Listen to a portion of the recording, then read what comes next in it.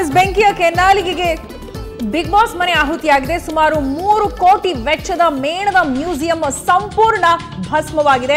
ಸ್ವಾತಂತ್ರ್ಯ ಹೋರಾಟಗಾರರು ಹಾಗೆ ಹಲವು ಮೇಣದ ಪ್ರತಿಮೆಗಳಿತ್ತು ಈ ಮ್ಯೂಸಿಯಂನಲ್ಲಿ. ಸಂಪೂರ್ಣವಾಗಿ ಅಗ್ನಿಗೆ ಆಹುತಿಯಾಗಿದೆ. ಬಿಗ್ ಬಾಸ್ ಮನೆಯ ಎಡಿಟಿಂಗ್ ರೂಮ್ ಪರಿಕರಗಳು ಕೂಡ ಭಸ್ಮ ಆಗಿದೆ. ನಿಯಂತ್ರಣಕ್ಕೆ ಬಾರದ ಬೆಂಕಿಯನ್ನ ನಂದಿಸೋದಕ್ಕೆ ಅಗ್ನಿಶಾಮಕ ಸಿಬ್ಬಂದಿ ಹರಸಾಹಸವನ್ನ ಪಡೆದಿದ್ದಾರೆ. ಬಿಡದಿ ಬಳಿಯ ಇನೋವೇಟಿವ್ ಫಿಲ್ಮ್ ಸಿಟಿಯಲ್ಲಿ ಭಾರಿ ಅಗ್ನಿ ಅವಘಡ ಸಂಭವಿಸಿದೆ. ಮುಂಜಾನೆ 3 ಗಂಟೆ ಸುಮಾರಿಗೆ ಈ ಅವಘಡ ಸಂಭವಿಸಿದ್ದು ಬಿಗ್ ಬಾಸ್ ಮನೆ ಎಡಿಟಿಂಗ್ ರೂಮ್ಗೆ ಬೆಂಕಿ ಆವರಿಸಿಕೊಂಡು ಹೊತ್ತು ಉರಿತಾ ಇದೆ. ಶಾರ್ಟ್ ಸರ್ಕ್ಯೂಟ್ನಿಂದಾಗಿ ಈ ಅವಘಡ ಸಂಭವಿಸಿದೆ ಅಂತ ಹೇಳಲಾಗ್ತಾ ಇದ್ದು ಬೆಂಕಿ ನಂದಿಸೋದಕ್ಕೆ ಅಗ್ನಿಶಾಮಕ ಸಿಬ್ಬಂದಿ ಹರಸಾಹಸ ಪಡುತ್ತಿದ್ದಾರೆ. ಮೇಣದ ಪ್ರತಿಮೆಗಳಿದ್ದಂತಹ ಮ್ಯೂಸಿಯಂ ಕೂಡ ಇಲ್ಲಿ ಬೆಂಕಿಗೆ ಆಹುತಿಯಾಗಿದೆ. ಸಂಪೂರ್ಣ ಸುಟ್ಟು ಕರಕಲಾಗಿರುವ ಇನೋವೇಟಿವ್ ಫಿಲ್ಮ್ ಸಿಟಿಯ ದೃಶ್ಯ ನೀವೀಗ ನೋಡ್ತಾ ಇದ್ದೀರಾ. ಶಾರ್ಟ್ ಸರ್ಕ್ಯೂಟ್ನಿಂದಾಗಿ ಈ ಅವಘಡ ನಡೆದಿದೆ ಅಂತ ಹೇಳಲಾಗ್ತಾ ಇದೆ. ಪ್ರಮುಖವಾಗಿ ಮೇಣದ ಮೂರ್ತಿಗಳಿದ್ದಂತಹ ಮ್ಯೂಸಿಯಂ ಸುಟ್ಟು ಹೋಗಿದೆ. ಅದರ ಜೊತೆಗೆ ಬಿಗ್ ಬಾಸ್ ಈಗಷ್ಟೇ ಸೀಸನ್ 5 ಬಿಗ್ ಬಾಸ್ ಮುಗಿದಿತ್ತು. ಆ ಮನೆಯ ಪ್ರಾಂಗಣ ಏನಿತ್ತು ಅದು ಸಂಪೂರ್ಣ ಭಸ್ಮವಾಗಿದೆ. ಎಡಿಟಿಂಗ್ ರೂಮ್ ಏನಿತ್ತು ಅದು ಕೂಡ ಭಸ್ಮ ಆಗಿದೆ ಅಂತ ತಿಳಿದು ಬರ್ತಾ ಇದೆ. ಬೆಂಕಿಯ ಕೆನ್ನಾಲಿಗೆ ಹೆಚ್ಚಾಗಿ ಆವರಿಸಿಕೊಂಡಿತ್ತು. ಮೇಣದ ಪ್ರತಿಮೆಗಳಿದ್ದಂತಹ ಮ್ಯೂಸಿಯಂಗೆ ಬೆಂಕಿ ತಗುಲಿದ್ರಿಂದ ಬೆಂಕಿ ಸಂಪೂರ್ಣವಾಗಿ ಕಂಟ್ರೋಲ್ಗೆ ತರೋದಕ್ಕೆ ಬಹಳ ದೊಡ್ಡ ಸಾಹಸ ಪಡಬೇಕಾಯಿತು ಅಗ್ನಿಶಾಮಕ ಸಿಬ್ಬಂದಿ. ಇನ್ನೂ ಕೂಡ ಕಾರ್ಯಾಚರಣೆ ಮುಂದುವರಿತಾ ಇರೋದನ್ನ ದೃಶ್ಯದಲ್ಲಿ ನೀವು ನೋಡಬಹುದಾಗಿದೆ. 3 ಗಂಟೆಯ ಹೊತ್ತಿಗೆ ಶಾರ್ಟ್ ಸರ್ಕ್ಯೂಟ್ನಿಂದಾಗಿ ಇನೋವೇಟಿವ್ ಫಿಲ್ಮ್ ಸಿಟಿಯಲ್ಲಿ ಬೆಂಕಿ ಅನಾಹುತ ಸಂಭವಿಸಿದೆ. ಯಾವ ರೀತಿ ಅಲ್ಲಿದ್ದಂತಹ ಪರಿಕರಗಳು ಸುಟ್ಟು ಕರಕಲಾಗಿವೆ ಅನ್ನೋದರ ದೃಶ್ಯದಲ್ಲಿ ನೀವು ನೋಡಬಹುದು. ಬಿಗ್ ಬಾಸ್ ಟೂರ್ ಅಂತ ಅಲ್ಲಿ ಬೋರ್ಡ್ ಹಾಕಿದ್ದಾರೆ. ಒಳಗೆ ಹೋದ್ರೆ ಬಿಗ್ ಬಾಸ್ ಮನೆ ಇರುತ್ತೆ, ಮನೆಯ ಪ್ರಾಂಗಣ ಇರುತ್ತೆ, ಒಳಗಡೆ ಬಿಗ್ ಬಾಸ್ ಸ್ಪರ್ಧಿಗಳಿದ್ದಂತಹ ಜಾಗ ಎಲ್ಲವೂ ಕೂಡ ಸುಟ್ಟು ಕರಕಲಾಗಿದೆ. ಆ ದೃಶ್ಯವನ್ನ ನೀವೀಗ ನೋಡ್ತಾ ಇದ್ದೀರಾ.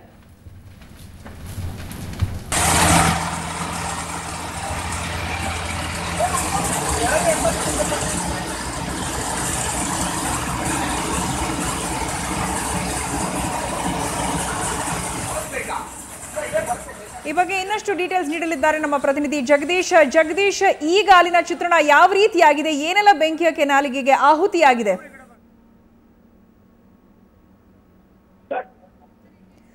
ಹಲೋ ಜಗದೀಶ್, ನಾನು ಮಾತಾಡ್ತಿರೋದು ಕೇಳಿಸ್ತಿದ್ಯಾ? ಹಲೋ, ಎಸ್, ಮತ್ತೊಮ್ಮೆ ನಮ್ಮ ಪ್ರತಿನಿಧಿಯನ್ನ ಸಂಪರ್ಕಿಸ್ತೇವೆ. ಅಗ್ನಿ ಅನಾಹುತ ಆದಂತ ಸಂದರ್ಭದ ಚಿತ್ರಣ ಹಾಗೆ ಈಗ ಯಾವ ರೀತಿಯಾಗಿದೆ ಅಲ್ಲಿನ ಪರಿಸ್ಥಿತಿ ಅನ್ನೋದನ್ನ ನಾವೀಗ ದೃಶ್ಯಾವಳಿಗಳಲ್ಲಿ ನೋಡ್ತಾ ಇದೀವಿ. ಕೆಲವೇ ದಿನಗಳ ಹಿಂದಷ್ಟೇ ವರ್ಣರಂಜಿತವಾಗಿ ಕಾಣಿಸ್ತಾ ಇದ್ದಂತ ಬಿಗ್ ಬಾಸ್ ಮನೆ ಇದೀಗ ಸಂಪೂರ್ಣವಾಗಿ ಬೆಂಕಿಗೆ ಆಹುತಿಯಾಗಿದೆ. ಈ ಬಗ್ಗೆ ಮಾತನಾಡೋದಕ್ಕೆ ಬಿಗ್ ಬಾಸ್ ಸ್ಪರ್ಧಿಯಾಗಿದ್ದಂತಹ ದಯಾಳ್ ಅವರು, ಚಲನಚಿತ್ರ ನಿರ್ದೇಶಕರು, ಅವರು ನಮ್ಮ ಜೊತೆ ದೂರವಾಣಿ ಸಂಪರ್ಕದಲ್ಲಿದ್ದಾರೆ. ದಯಾಳ್ ಅವರೇ, ಕೆಲವೇ ದಿನಗಳ ಹಿಂದಷ್ಟೇ ನೀವೆಲ್ಲರೂ ಇದ್ದಂತಹ ಮನೆ ಎಷ್ಟು ಕಲರ್ಫುಲ್ ಆಗಿ ಕಾಣಿಸ್ತಾ ಇತ್ತು, ಈಗ ನೋಡಿದ್ರೆ ಬೆಂಕಿಗೆ ಆಹುತಿಯಾಗಿದೆ. ಈ ಬಗ್ಗೆ ನಿಮ್ಮ ಫಸ್ಟ್ ರಿಯಾಕ್ಷನ್ ದಯಾಳ್ ಅವರೇ? First reaction is very shock. ನನಗೆ ಗೊತ್ತಿಲ್ಲ, ನಾನು ಚಾನಲ್ ಅಲ್ಲಿ ನೋಡಿಲ್ಲ. ನನಗೆ ನಮ್ಮ ಸುಮಾ ಅವರು ನನಗೆ ಮೆಸೇಜ್ ಮಾಡಿದ್ರು ಈ ತರ ಅನ್ಬಿಟ್ಟು. ನಿಜವಾಗ್ಲೂ it was a big shock for me. ಅದು ಏನಂದ್ರೆ, ಒಂದು ಅಪಾರ್ಟ್ ಫ್ರಮ್ ಕಾಂಪಿಟಿಷನ್, ಕಂಟೆಸ್ಟೆಂಟ್ ಇದೆಲ್ಲ ಇಲ್ದೆ, ಒಂದು ರಿಯಾಲಿಟಿ ಶೋ ಇದು ಯಾವ್ದು ಇಲ್ದೆ ಒಂದು ಎಮೋಷನಲ್ ಆಗಿ ನಮ್ಗೆ ಮನೆ ತರ ಇತ್ತು ಅದು. ನಾನು ಪರ್ಟಿಕ್ಯುಲರ್ಲಿ ಒಂದು 21 ದಿವಸ ಅಲ್ಲಿ ಸ್ಟೇ ಮಾಡಿದೀನಿ. ತುಂಬಾ ಜನ ಬೇರೆ ಬೇರೆ ದಿವಸಗಳಲ್ಲಿ ಸ್ಟೇ ಮಾಡಿದ್ದಾರೆ. ಸೊ ನಮಗೆ ಅದು ಅಷ್ಟು ದಿನ ನಮಗೆ ಅದು ಮನೆನೆ. ಸೊ ಆ ಮನೆ ಈ ತರ ಬೆಂಕಿ ಹಚ್ಕೊಂಡಿದೆ ಅನ್ನುವಾಗ ನಿಜವಾಗ್ಲೂ ಸಖತ್ ಶಾಕಿಂಗ್. ಒಂಥರ ಭಯ ಆಗ್ತಾ ಇದೆ, ಒಂಥರ ಫಿಯರ್. ಈಗ ಈ ಕಾಂಪಿಟೇಷನ್ ಎಲ್ಲ ಮುಗ್ದಾದ ಮೇಲೆ, ಈ ಸೀಸನ್ ರಿಯಾಲಿಟಿ ಶೋ ಮುಗ್ದಾದ ನಂತರ ಪಬ್ಲಿಕ್ ಕೂಡ ಒಂದು ಕ್ಯೂರಿಯಾಸಿಟಿ ಇರುತ್ತೆ ಅಂತ ಅವರು ಕೂಡ ಒಳಗೋಗಿ ನೋಡೋದಕ್ಕೆ ಅವಕಾಶ ಕೂಡ ಮಾಡ್ಕೊಟ್ಟಿದ್ರು. ಬಟ್ ಬಿಗ್ ಬಾಸ್ ಟೂರ್ ಅಂತ ಮಾಡ್ತಾ ಇದ್ರು. ಹೌದು, ಬಿಗ್ ಬಾಸ್ ಟೂರ್ ಅಂತ ಮಾಡ್ತಾ ಇದ್ರು. ಸೊ ದಟ್ ಜನಗಳಿಗೆ ಆ ಫೀಲ್ ಬರ್ಲಿ ಅಂದ್ಬಿಟ್ಟು ರೆಗ್ಯುಲರ್ಲಿ ಫಿಲ್ಮ್ ಸಿಟಿ ಅವರು ಅದನ್ನ ಬಿಗ್ ಬಾಸ್ ಟೂರ್ ಅಂತ ಜನಗಳಿಗೂ ಅದನ್ನ ವಿಸಿಟ್ ಮಾಡ್ತಾ ಇದ್ರು. ಈಗ ಅದಕ್ಕೂ ಚಾನ್ಸಸ್ ಇರಲ್ಲ. ಸೊ ನಿಜವಾಗ್ಲೂ ಏನೋ ಒಂದು somewhere I feel it is not an accident ಅಂತ, ಎಲ್ಲೋ ಏನೋ ಒಂದು ಆಗಿರ್ಬೇಕಾ, ಬೇಕಂತಾನೆ ಯಾರಾದ್ರು ಇದು ಮಾಡಿದಾರ ಹಂಗೆಲ್ಲ ಅನಿಸ್ತಾ ಇದೆ. But still it is a big shock and emotionally ನಾವು ಕನೆಕ್ಟ್ ಆಗಿರೋ ಒಂದು ಮನೆ ಈ ತರ ಆಗಿರೋದು ನಿಜವಾಗ್ಲೂ ಒಂಥರ ಫಿಯರ್ ಅಂಡ್ ಶಾಕ್. ಎಮೋಷನಲಿ ಏನೋ ಒಂದು ಕಳ್ಕೊಂಡಿದೀವಿ ಅನ್ನೋ ತರ ಫೀಲ್ ಆಗ್ತಾ ಇದೆ. ನಮ್ಮ ಮನೆನೇ ಏನೋ ಒಂದು ಬರ್ನ್ ಆಗ್ಬಿಟ್ಟಿದೆ ಅನ್ನೋ ತರ ಒಂದು ಫೀಲ್. ಪ್ರತಿಯೊಂದು ಜಾಗದಲ್ಲೂ ನಿಮ್ಮದೇ ಆದಂತ ಒಂದು ನೆನಪುಗಳು ಇರ್ತಾ ಇತ್ತು. ಅದು ಡೆಫಿನೆಟ್ಲಿ ಅದು ನೋಡಿದಾಗ ನಿಮ್ಗೆ ಆಗುವಂತ ಫೀಲ್ ನಮ್ಗೆ ಅರ್ಥ ಆಗತ್ತೆ.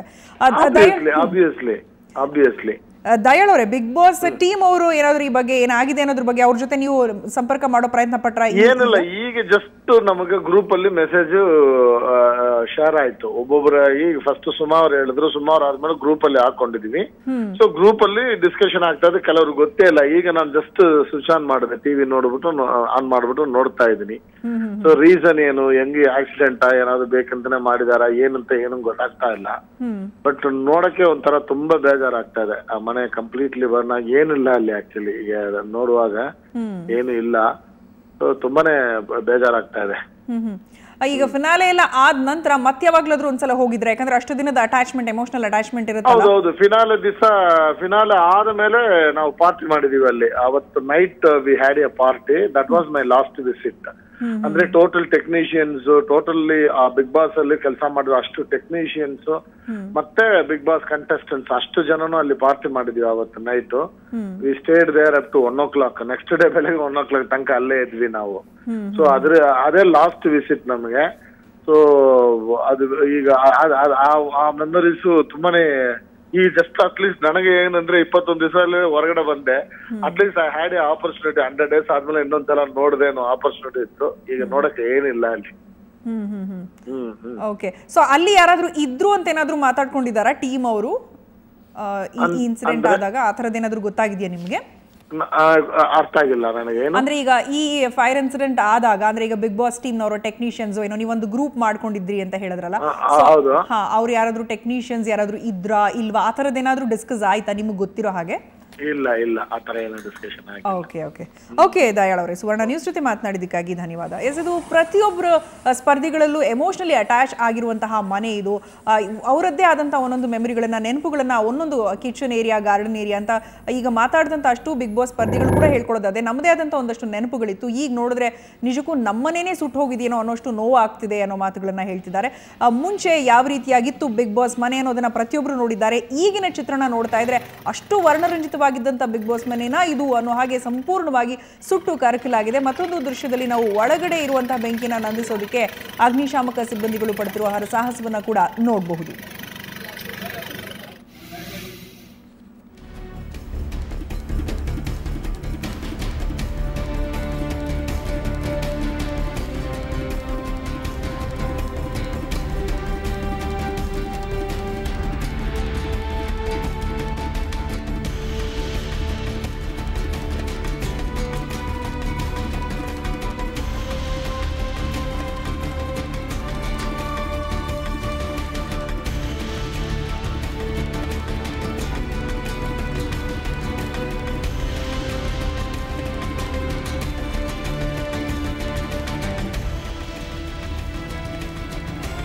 ಬೆಂಕಿ ನಂದಿಸೋದಕ್ಕೆ ಅಗ್ನಿಶಾಮಕ ದಳ ಹರಸಾಹಸ ಪಡ್ತಾ ಇರೋದನ್ನ ದೃಶ್ಯದಲ್ಲಿ ನೀವು ನೋಡಬಹುದು.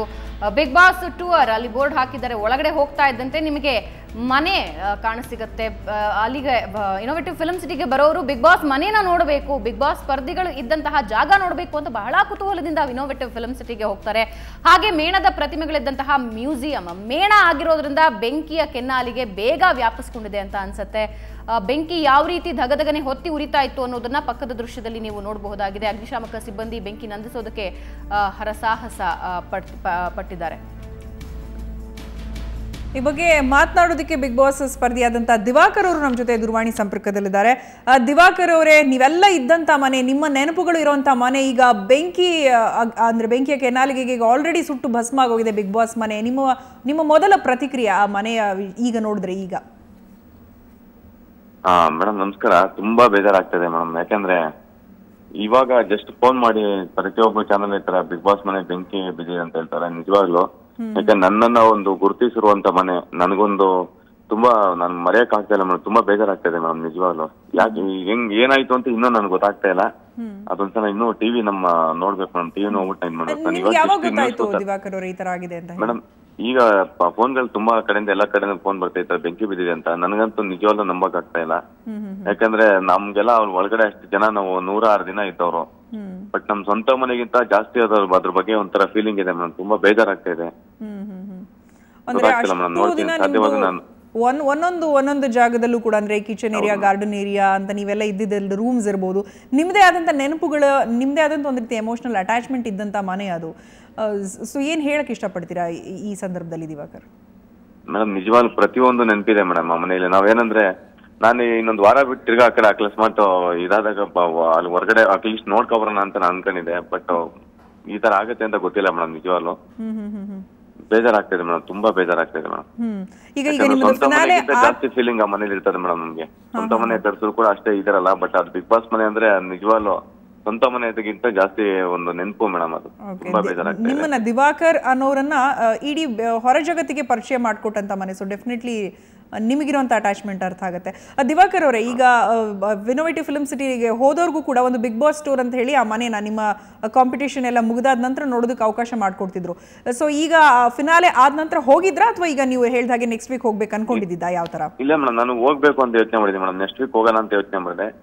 ಬಟ್ ಅಷ್ಟರಲ್ಲಿ ಫೋನ್ ಮಾಡ್ಬಿಟ್ಟು ಈ ತರ ಎಲ್ಲ ಮನೆ ಎಲ್ಲ ಭಸ್ಮ ಆಗಿದೆ, ಬಿಗ್ ಬಾಸ್ ಮನೆ ಈ ತರ ಅಂತ ಹೇಳಿದಾಗ ನನ್ನ ದೇವರಣೆಗಳು ನಿಜವಾಗ್ಲೂ ಸತ್ಯವಾಗಿ ನಂಬಕ್ಕಾಗಲಿಲ್ಲ. ತುಂಬಾ ಬೇಜಾರಾಗ್ತಿದೆ ಮೇಡಮ್. ಯಾಕಂದ್ರೆ ಅದ ಒಂದೊಂದು ನೆನಪುನು ಕೂಡ ನಾನು ನಿಜವಾಗ್ಲೂ ಮರೆಯಕ್ಕಾಗಲ್ಲ. ಯಾಕಂದ್ರೆ ಬಿಗ್ ಬಾಸ್ ಮನೆ ಎಷ್ಟೇ ತಿರ್ಗಾ ಹೊಸ್ತಾಗ್ ಕಟ್ಟಿದ್ರು ಕೂಡ ಆ ಮನೇಲಿ ಸಿಗೋ ನನ್ಗೊಂದು ಸಿಕ್ಕಿರೋ ಅವಕಾಶಗಳು, ಆ ಮನೆಯಿಂದ ನನಗೆ ಸಿಕ್ಕಿರೋ ಒಂದು ಹೆಸರು ನಮ್ಮ ಹತ್ರ ಮತ್ತೆ ಎಲ್ಲೂ ಸಿಗಲ್ಲ ಮೇಡಮ್. ತುಂಬಾ ಬೇಜಾರಾಗ್ತಾ ಇದೆ, ಏನ್ ಹೇಳ್ಬೇಕಂತ ಗೊತ್ತಾಗ್ತಿಲ್ಲ ಮೇಡಮ್ ನಿಜವಾಗ್ಲೂ. ಓಕೆ ದಿವಾಕರ್ ಅವರೇ, ಸುವರ್ಣ ನ್ಯೂಸ್ ಜೊತೆ ಮಾತನಾಡಿದ್ದಕ್ಕಾಗಿ ಧನ್ಯವಾದ. ಇದು ಪ್ರತಿಯೊಬ್ಬ ಸ್ಪರ್ಧಿಗೂ ಆ ಮನೆಯ ಮೇಲೆ, ಬಿಗ್ ಬಾಸ್ ಮನೆಯ ಮೇಲೆ ಇರುವಂತಹ ಭಾವನಾತ್ಮಕ ಸಂಬಂಧ, ಹಾಗೆ ಆ ಒಂದು ಅಟ್ಯಾಚ್ಮೆಂಟ್ ಬಗ್ಗೆ ನೋವಾಗ್ತಿರೋದನ್ನ, ಅಂದರೆ ಸ್ವಂತ ಮನೆ ರೀತಿಯಲ್ಲಿ ನಮ್ಗೆ ಅನ್ನಿಸ್ತಾ ಇದ್ದಿದ್ದು, ಅಂದರೆ ಹೊರ ಪ್ರಪಂಚಕ್ಕೆ ಅವ್ರು ಯಾರು ಅಂತ ಪರಿಚಯ ಮಾಡಿಕೊಟ್ಟಂಥ ಬಿಗ್ ಬಾಸ್ ಕಾರ್ಯಕ್ರಮದ ಮನೆ ಅದು. ಆ ಮನೆಯ ಮೇಲೆ ಇರುವಂಥ ಅಟ್ಯಾಚ್ಮೆಂಟ್ ಬಗ್ಗೆ ಬಹಳ ನೋವಿನಿಂದ ಪ್ರತಿ ಸ್ಪರ್ಧಿಯೂ ಕೂಡ ಮಾತನಾಡ್ತಿದ್ದಾರೆ. ಮತ್ತೆ ಹೋಗಬೇಕು ಅಂತ ಅಂದ್ಕೊಂಡಿದ್ವಿ, ಆದರೆ ಅಷ್ಟರಲ್ಲಿ ಈ ರೀತಿ ಆಯಿತು ಅಂತ ಹೇಳಿದ್ದಾರೆ ಬಿಗ್ ಬಾಸ್ ಸ್ಪರ್ಧಿ ದಿವಾಕರ್.